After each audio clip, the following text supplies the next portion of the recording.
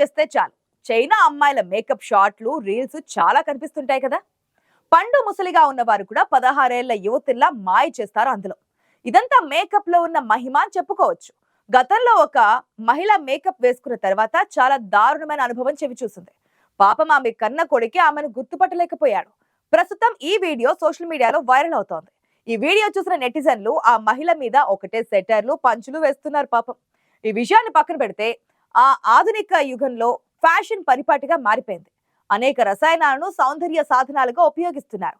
అబ్బాయిలు ఈ మధ్య కాలంలో అందంపై కాస్త ఆసక్తి చూపిస్తున్నప్పటికీ అమ్మాయిలు అనాదిగా వీటిపై ఎక్కువ మక్కువ చూపిస్తున్నటువంటి మాట వాస్తవం. ఇంట్లో ఏ చిన్నపాటి పార్టీ జరిగినా మేకప్ తప్పనిసరి అయిపోయింది మరి. ఇలా చర్మ సౌందర్య సాధనాలు వాడడం మంచిదే అయినప్పటికీ వాటిని అధికంగా ఉపయోగిస్తే అనేక సమస్యలు తలెత్తే అవకాశం ఉంది. అందులో ముఖ్యంగా వీటిని తరచుగా వాడకూడదు అంటున్నారు నిపుణులు. మేకప్ అంటే ఒకప్పుడు కేవలం మహిళలకు మాత్రమే పరిమితం అయ్యేది, కానీ ఇప్పుడు అలా కాదు. పురుషులు కూడా మేకప్ విషయంలో తక్కువ తినడం లేదు. ఈ క్రేజ్ ఎంతగా పెరిగిపోయిందంటే ఈ రోజు మన దేశంలో కేవలం కాస్మెటిక్ అమ్మకాల వ్యాపారం సుమారుగా $20 బిలియన్ విలువైన వ్యాపారంగా మారింది. వాటి అమ్మకాల పరంగా చూస్తే ప్రపంచంలోనే 4వ అతిపెద్ద మార్కెట్ మన దేశంలో నెలకొని ఉంది. అసలు మేకప్ లేనిదే బయటకు కదలని యువత ఉన్న మన దేశంలో కాస్మెటిక్స్ అమ్మకాలు జోరుగా సాగుతున్నాయి. ఆధునిక యుగంలో ఫ్యాషన్ పరిపాటిగా మారిపోయింది. అనేక రసాయనాలను సౌందర్య సాధనాలుగా ఉపయోగిస్తున్నారు.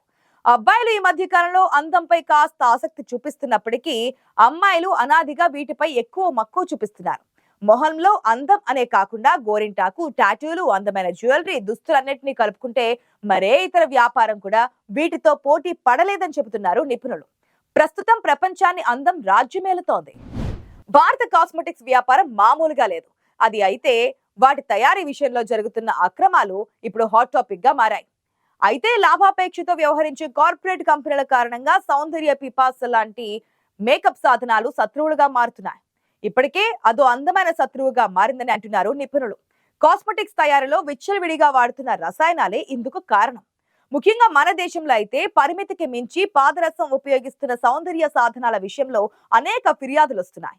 ఈ నేపథ్యంలో కేంద్ర ప్రభుత్వం ఇకపై మరింత కఠినంగా వ్యవహరించనుంది. ఇప్పటికే drugs controller general of India DCGI నేతృత్వంలోని కమిటీ ఒకటి పాదరసం కలిపిన సౌందర్య సాధనాల ఉత్పత్తులపై నివేదికను సమర్పించింది. ఈ విషయాన్ని జూన్ 17న జరిగిన సమావేశం మినిట్స్ లో డ్రగ్స్ కన్సల్టేటివ్ కమిటీ DCC ధృవీకరించింది. చట్ట ప్రకారం కాస్మెటిక్స్ లో పాదరసం నిర్దేశిత మోతాదుపై ఎలాంటి మార్పు చేయనప్పటికీ సౌందర్య సాధనాల తయారీపై నిఘాను కఠినతరం చేయనుంది. అసలు పాదరసంలో అంతటి ప్రమాదకర లక్షణాలు ఏమున్నాయి?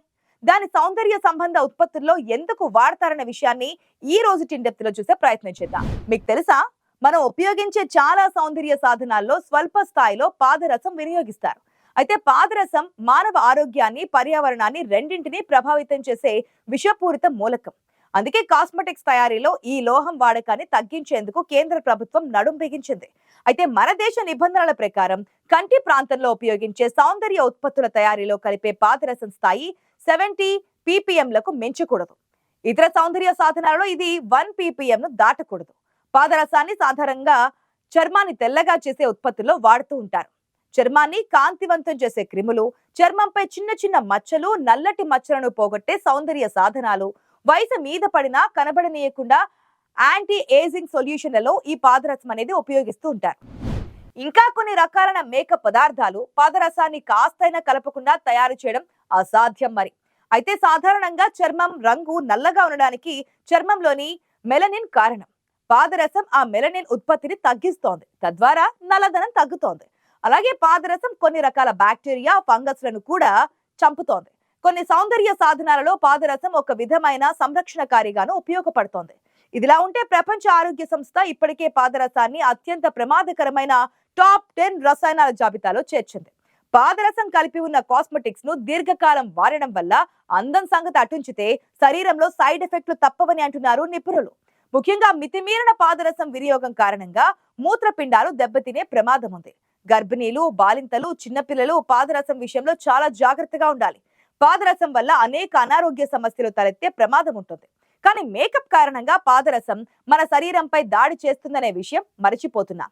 కేవలం కొన్ని గంటల పాటు అందంగా ఉండేందుకు ప్రాణాలను ప్రమాదంలో పడేసుకుంటున్నాం. అసలు ఆ ప్రమాదం మనకు ఉంటుందన్న విషయాన్ని కూడా విస్మరిస్తున్నాం.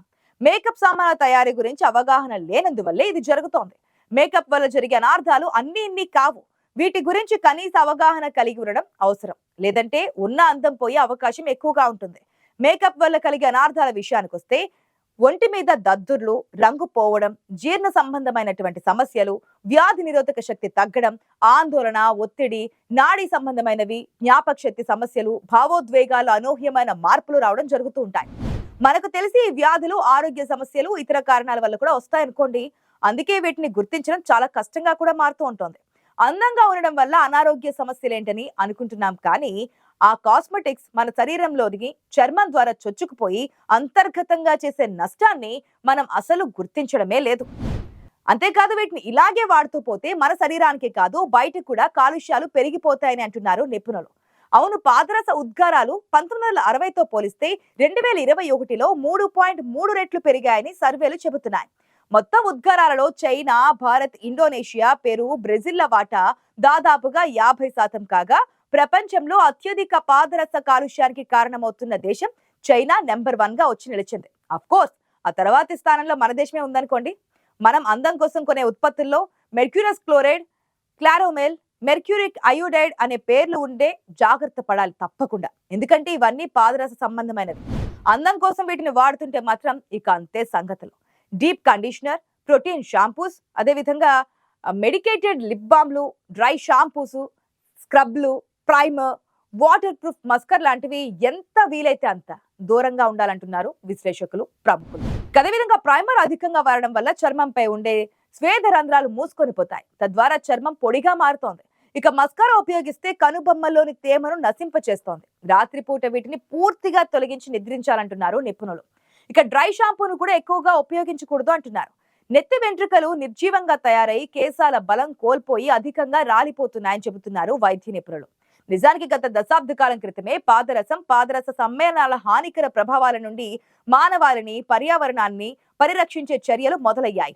2013లో జపాన్ వేదికగా మినామాటా కన్వెన్షన్ కుదిరింది. ఆ ఒప్పందం ప్రకారం సౌందర్య సాధనాలలో 1 ppm అంటే 1 పార్ట్ పర్ మిలియన్ అంటే 0.0001% కంటే ఎక్కువ పాదరసం ఉండకూడదన్నమాట.